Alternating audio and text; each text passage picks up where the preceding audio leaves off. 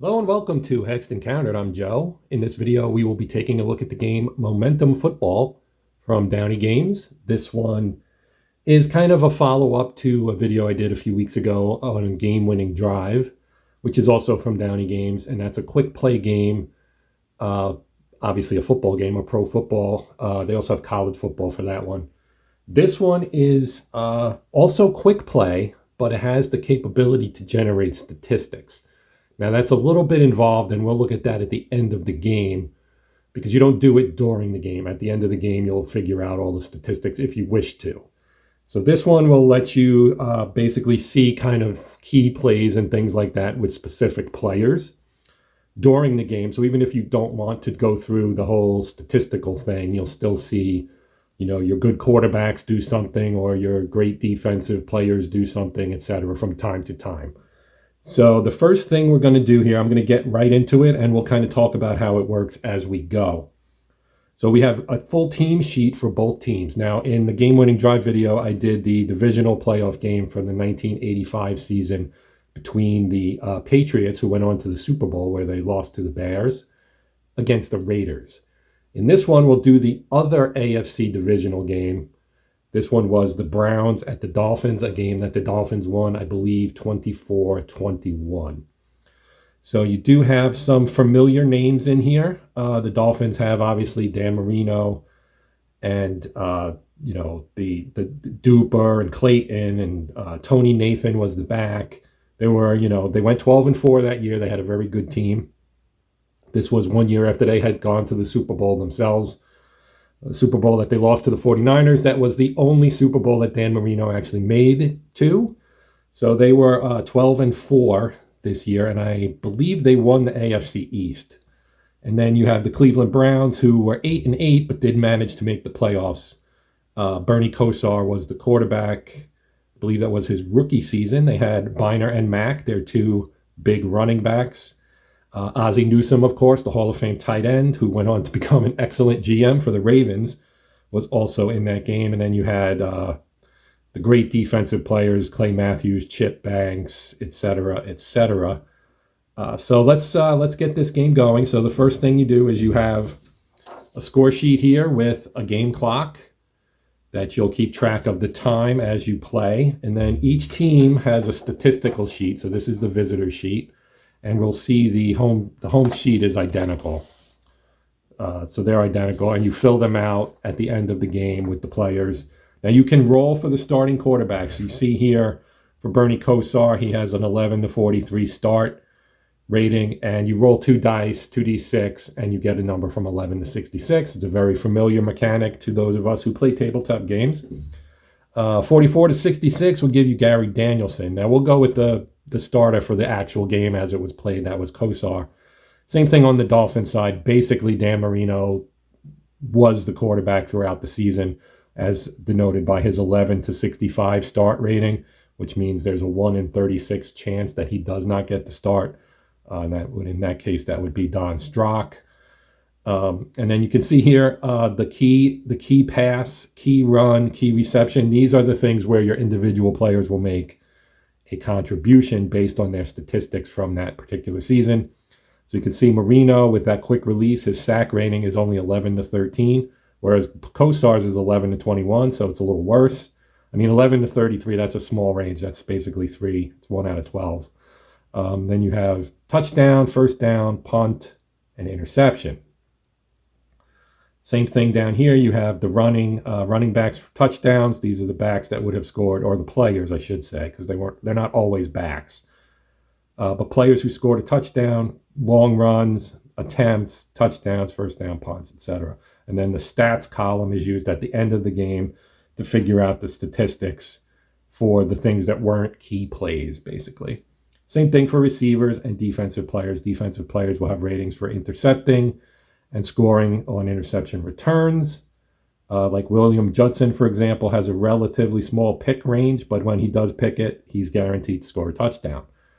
Fumble, same thing, fumble rating and a fumble return. Bob Brudzinski had when he gets a fumble, it's automatically a fumble return touchdown. And then the sack range for players who recorded sacks. So very statistical based, and you will see the impact of individual players in this game as opposed to the other game, which is all team based.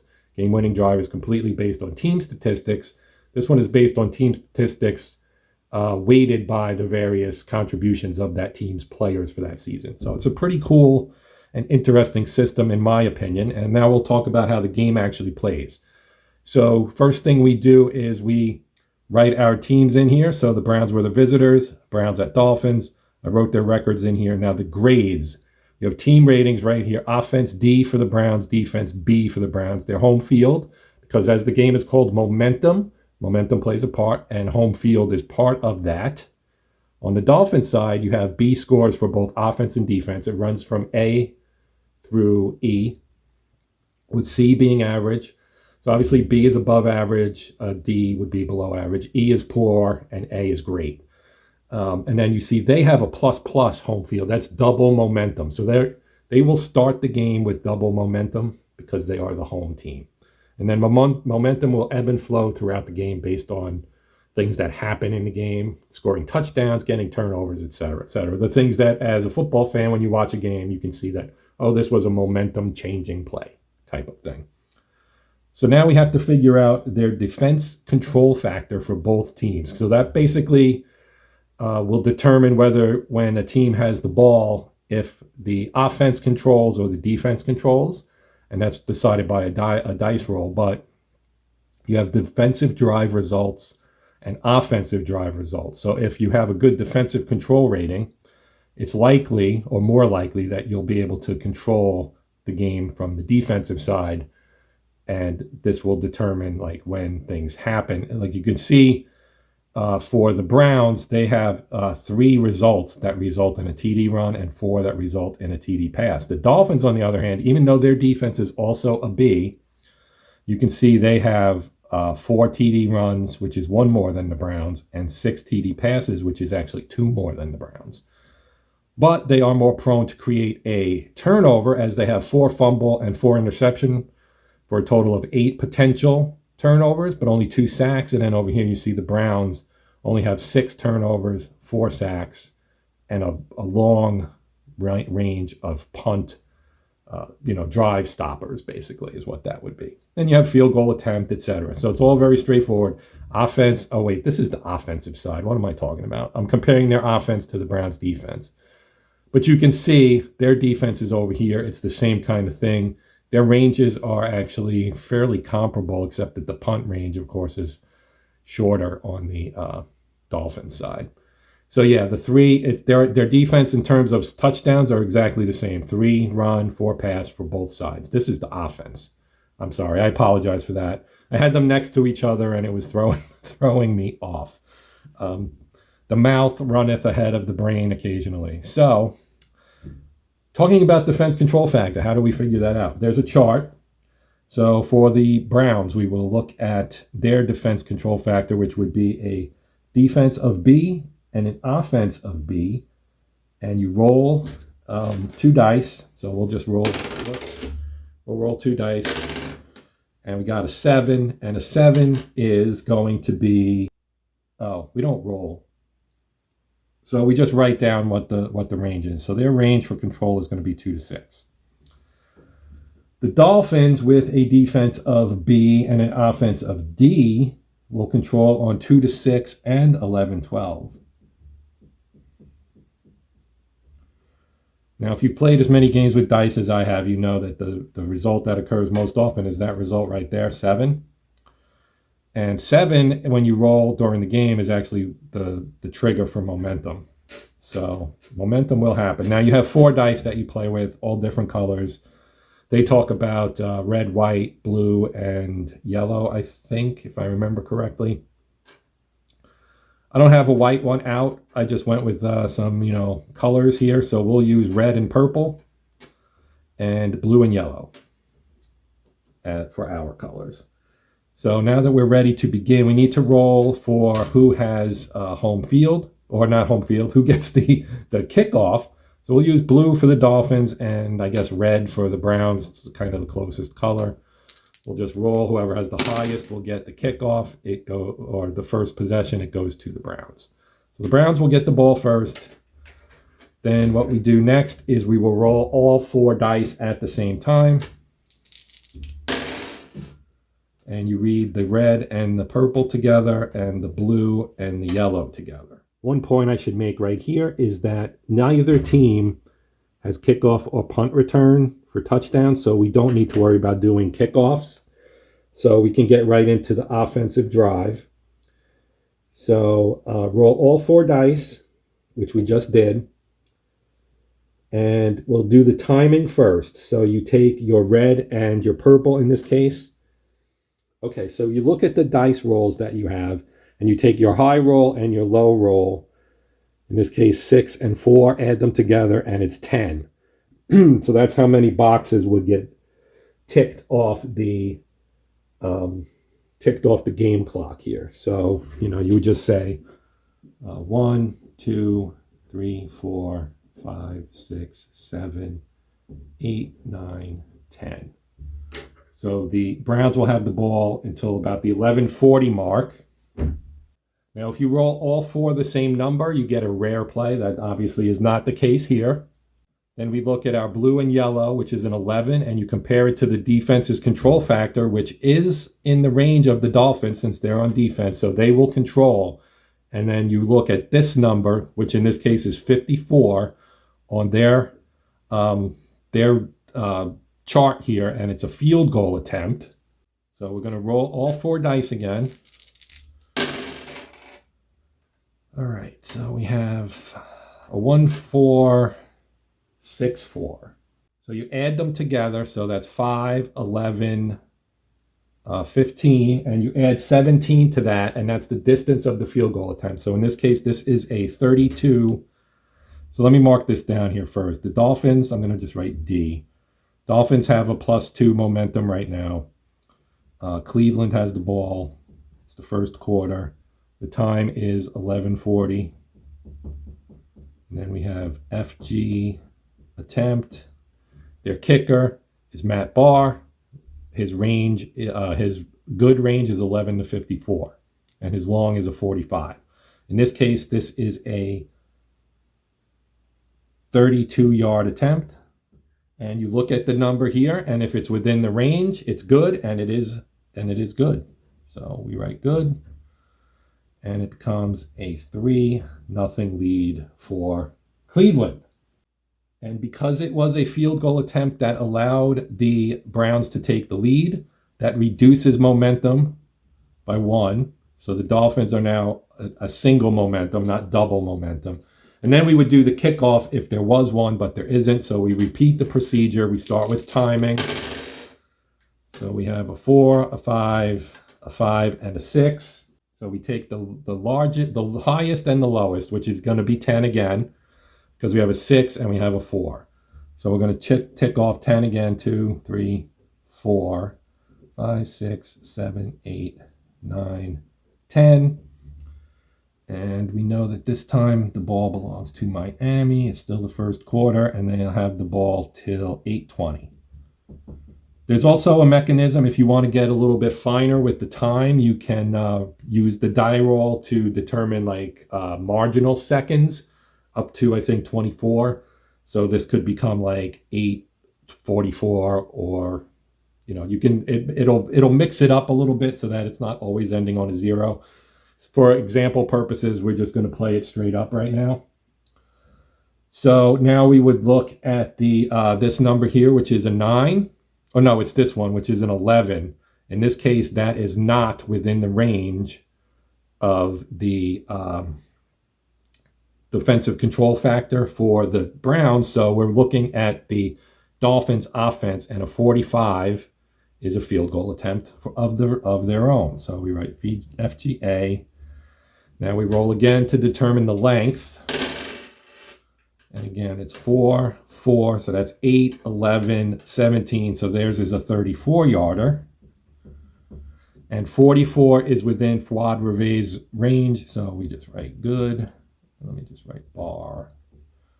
And Reve's in here. That makes it 3-3. Now, because that only tied the game, it does not change momentum, so the Dolphins retain momentum. And momentum only comes into play when you roll a 7 on the DCF roll, I believe, if I remember correctly. So now we go back to the Browns. So we'll write Clee. We're still in the first quarter. We roll again. We get a 2, and that was a 2. It was a 2, 6, 3. So that's 4, 10, 13. Oh, wait, we don't need to add that yet. We drop the high and the low. Oh, right, you add the highest and the lowest. So it's 6 and 2, which is 8. So it's 1, 2, 3, 4, 5, 6, 7, 8. That'll take it down to 6 minutes. And then we look at the numbers. So that is a 9, which is not within the defensive range for the Dolphins. So we use the 22 on the Browns, and that is an interception. So Kosar throws the pick. So we're going to roll all 4 dice again. And we get, wow, there's a lot of 6s here. Now, there is the possibility of there being a touchdown, an interception return. However, it's a 66, which means Lyle Blackwood intercepted it. So I'm going to put interception by Lyle Blackwood. He does not return it for a touchdown.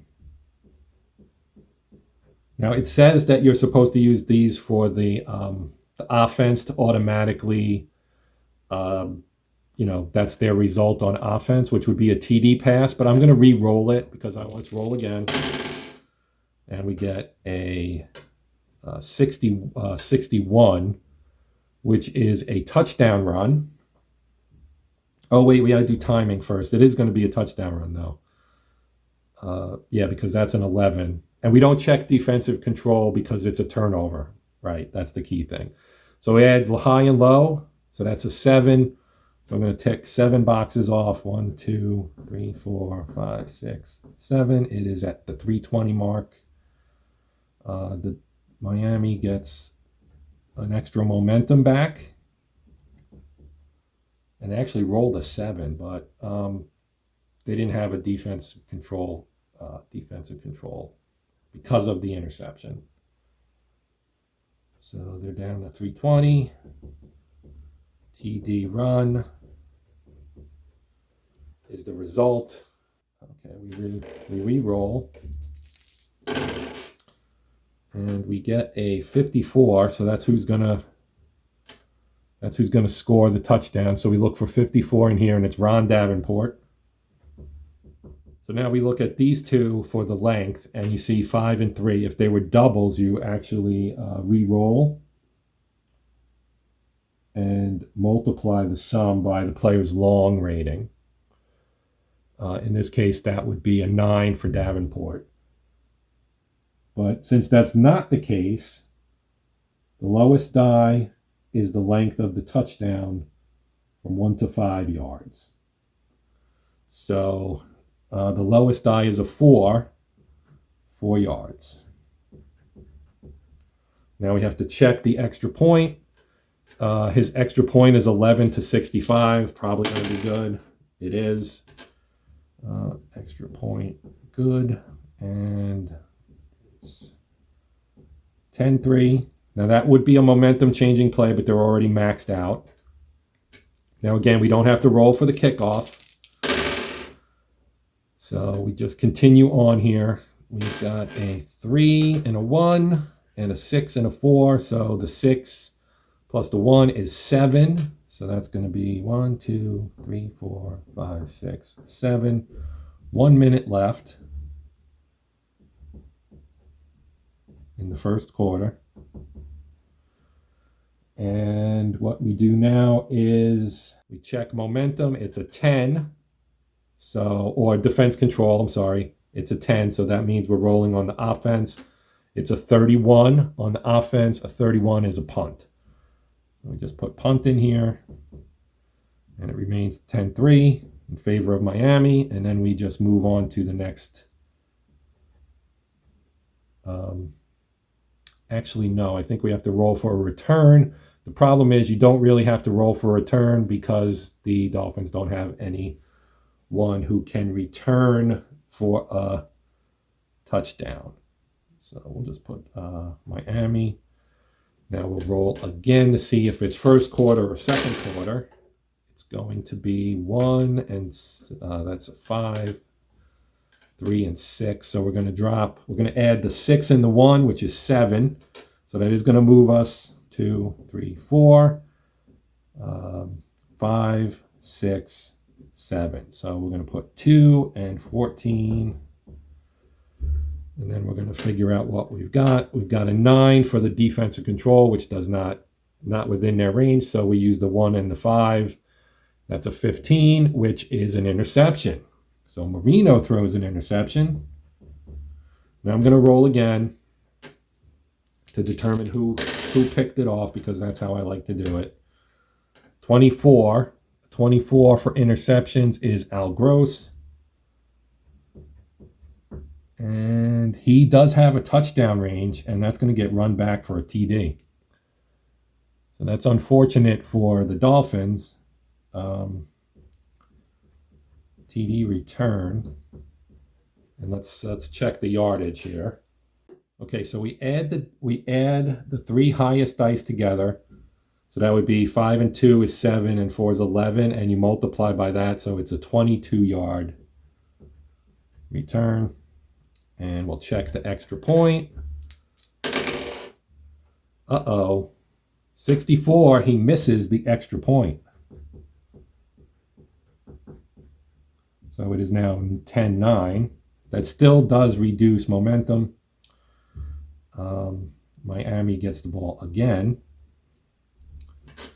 And we would continue in this fashion. I don't want the video to get too long. I did want to show you how the game plays. Now, as far as statistics go, so this is a fairly complicated procedure, to be honest. And basically, maybe I should finish the game off camera, and then we'll come back and I will do the statistical procedure so you can see what that was. It was 10-3 at the end of the first quarter. So I will continue to play, and that way it'll be quicker and we won't have to worry about me talking and explaining it. I'll come back. I'll kind of give you a brief recap of the rest of how the game played out, and then we will do the statistical piece of it so you can see how that works. Okay, we finished the game, and as you can hopefully see, the Dolphins won by a score of 27-23. It got a little active in the fourth quarter as 3 touchdowns were scored, 2 by Cleveland and 1 by Miami. But Miami did, at one point, led 20-9 and held on for the 27-23 win. So now, as promised, we'll talk about how the individual stats are generated.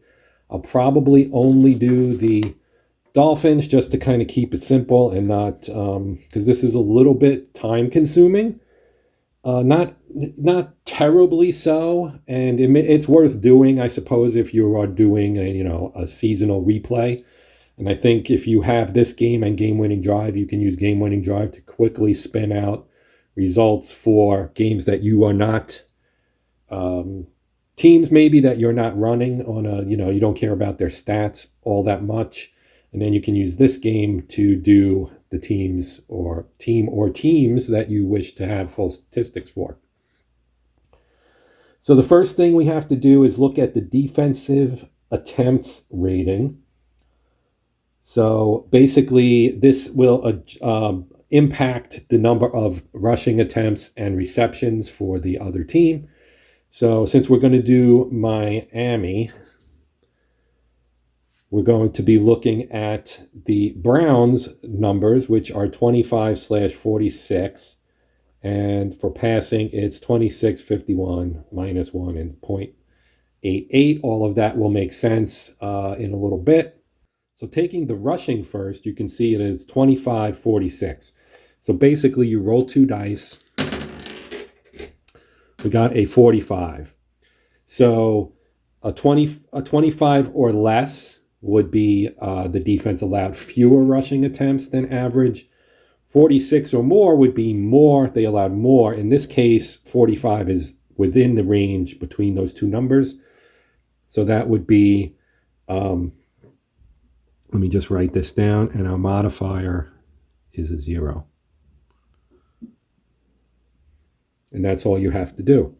Now, I would like to point out I didn't quite do that the way it suggests doing it in the book. So it says basically you roll all 4 dice, and you take the white, which in my case is actually purple, and put that to the side. And then you look at these, and you drop the high and low, which would be this. And then the number here is your number, with this being the 10-digit and this being the 1-digit. So it would be a 31, which in this case would be the same exact result we got. So, but it can have an effect. So I'll show you how that works. We'll do that for the receiving. So our range for receiving is 26 to 51. So again, we're going to set this one aside, and we're going to look at these and say we drop the high and the low. So that would be like that, and it again give us a 31. So a 31 in this case is again within their range. So I'm going to just write a 31 on here and a 0 mod. Okay, now let's look at the yardage adjustment. Okay, I just reread the rules and I screwed this up. So the attempt roll, we write the modification in there, which in this case is 0 on both. So we're not adding or subtracting anything from that. Now the mod comes from this number here, which says +0 for rushing and -1 for passing. So when that stays 0, but this becomes a -1. So now what that means is you're going to subtract 1 reception basically from all of the receivers here. The final piece from a team level is looking at expected offense and defense, and you use the numbers here. So this is points basically. So they averaged 18 offense and 18 defense. The Dolphins were 27 offense and 20 defense. So you take their defense, which is 18, and the Dolphins' offense, which is 27, add them together, that's 45, and then you divide that by 2 and round. So 45 divided by 2 is 23, basically. So you write in 23, and they scored 27. So that is a +4. And a +4 gives you a die roll modifier of 0. I'm going to write that in there as well. And now we're ready to start generating individual statistics. So I'll do probably we'll do a little bit from each section so that you can see it, and then we'll wrap this up. I fleshed out the stats or the sheet a little bit. So I took the top 4 runners, the top 5 receivers, and I copied their ratings, which are under the stats column here. Whoops. Under the stats column here into this ratings area. Then you take your mod and you add that to the first number.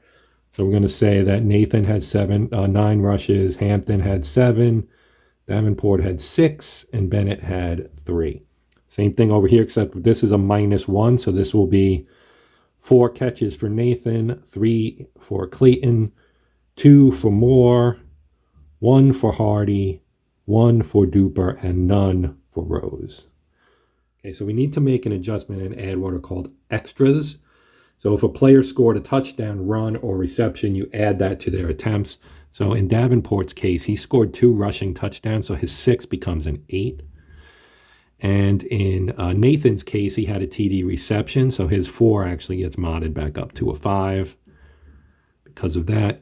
Now, if they had key plays, which actually did not happen, I never rolled a key play throughout the game. The chances aren't that great for those, to be honest, but I didn't get any. So those would also be an extra, what they call an extra attempt.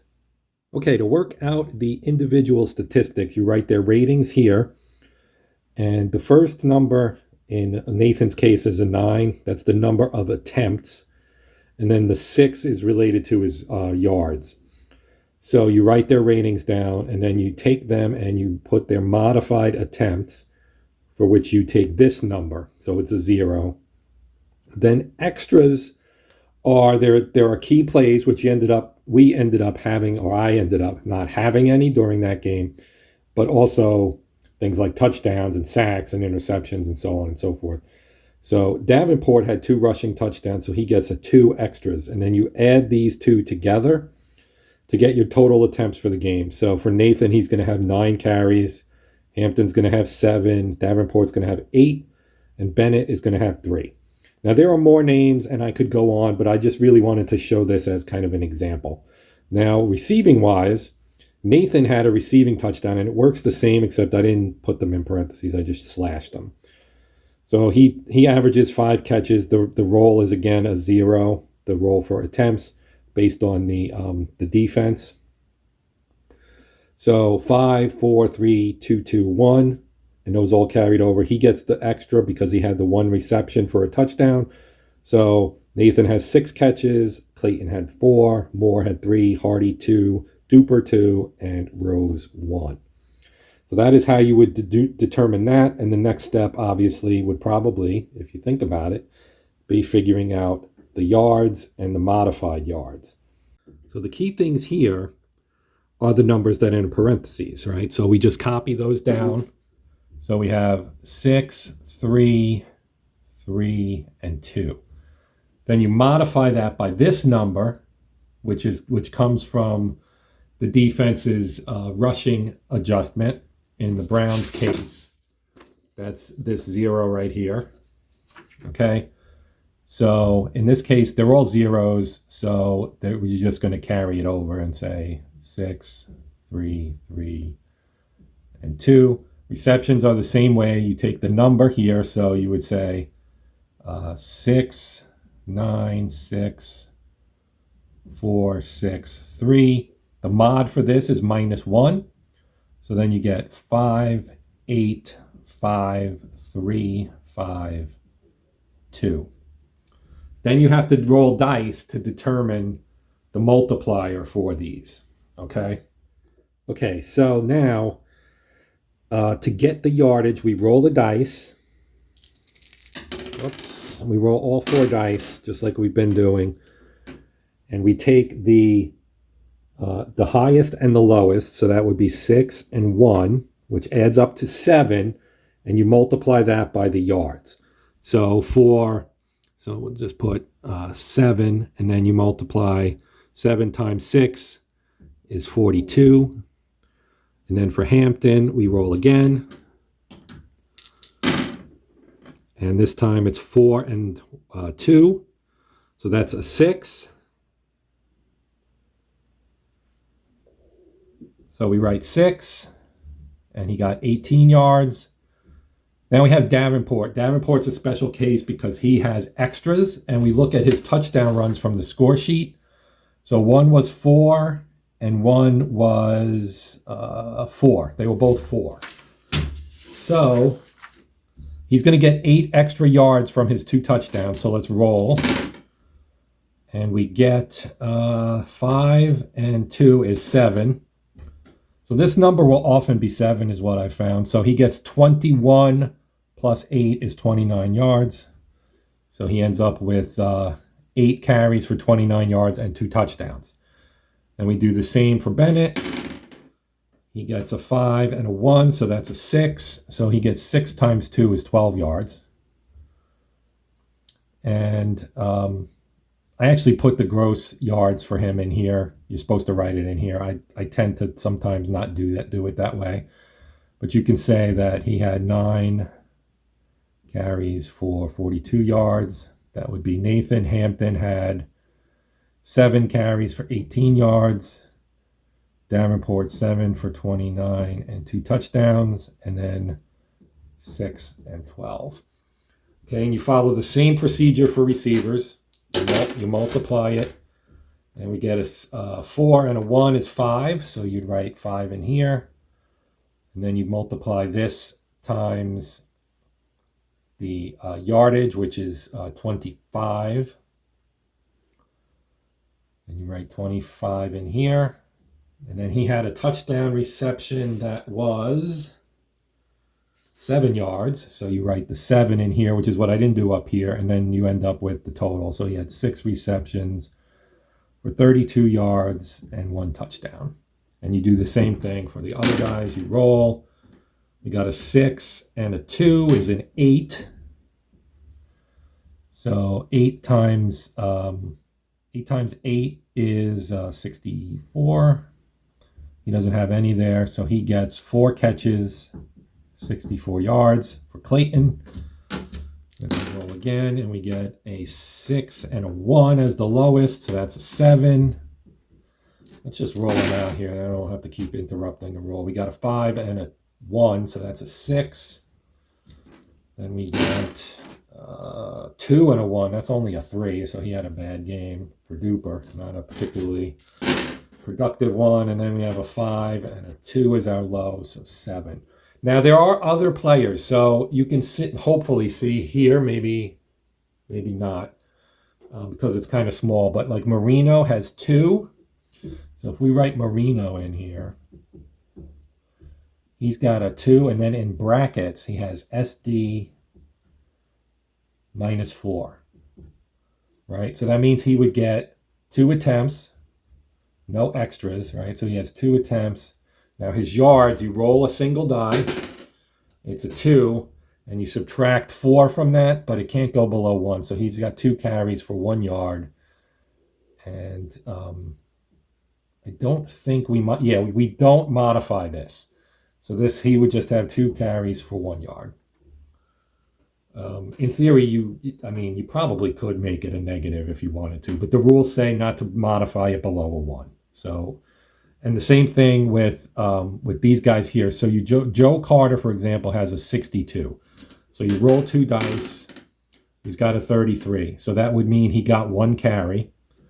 So you can put Carter. He got 1, and he's an SD +2. SD +2. You roll. He got a 5, so that's 1 attempt, 5 yards. So 1 for 5. Then 15 for Don Strock, which means he probably won't get it, and he doesn't. So Strock can be left out. Clayton's a 12. No. And Nat Moore, no. So that's how you would flesh that out. And then the same thing with receivers. You have a lot of these guys will probably end up getting them. So let's do it. So 55, let's use blue and purple. 11, so that's good. So Johnson gets a reception. So he's 1, and then he's a DD +8. So you roll 2 die. 9 + 8 is 17. So he had 1 catch, 17 yards. And then next we have Ron Davenport. He gets a 63. So that's no catch. Bennett gets a 36. So that is a catch. And he gets a single die +7. So that's Bennett. He has 1 catch. So 1 catch, and he gets a single die +7. So he got a 6, so that's 13. 1 catch for 13 yards. Pretty good for a back. Hampton needs a 36 or less, does not get it. And Heflin needs a 32 or less, and does barely get it. So Heflin has 1 catch as well. So we just write these in, 1s, and then we roll a double die +9. 5 + 9 is 14, so he's got 14. And then now we would just do the same thing over here. So you've got 7 times 5 is 35. 6 times 3 is 18. 3 times 5 is 15. 2 times 7 is 14. Then we have 17, 13, and 14. And then you take the attempts, right? So for Moore, we have 3 catches for 35 yards. For Hardy, you have 2 catches for 18 yards. For Duper, you have 2 catches for 15 yards. For Rose, you have 1 catch for 14 yards. And then you just copy the rest. 117, 113, 114. And that's the total. And now to figure out the quarterback, You add up the catches, so 10, 13, 15, 17, 18, 19, 20, 21. So Marino had 21 completions. And then you'd add up the yardage as well. And then to figure out his attempts, you have to look at the team sheets. So his stats here, it says 0.85, and the defense says 0.88. So you would take 0.85 and 0.88, which is 1.73. And you multiply that times the completions to figure out how many attempts he had. So let me get my calculator. 1.73 times 21 equals 36. So he had 36 attempts. He did have a touchdown. He did have an interception as well. I believe, if I remember correctly, yes, one pick and one touchdown. So that is correct. One pick, one touchdown, and then the yardage is 96 plus 35 is 131, 149, 164, 178, 195, 208, 222 yards. 222, one touchdown, one interception. And there you have your stats. Now you can do the defensive players as well if you want to. Figure out, you list their sacks, interceptions, and fumble recoveries if you wish to. But that is how you create the stats for the game. As I said, it's a little bit involved, but as you learn the system, it gets a little bit easier and a little bit quicker, and you'll be able to churn it out a little faster. So that is our finished stat line for the Dolphins. You could do the same thing for the Browns and figure out their stats, and then you would have a complete statistical picture. So Marino was 21 of 36, 222 yards, one touchdown, one pick.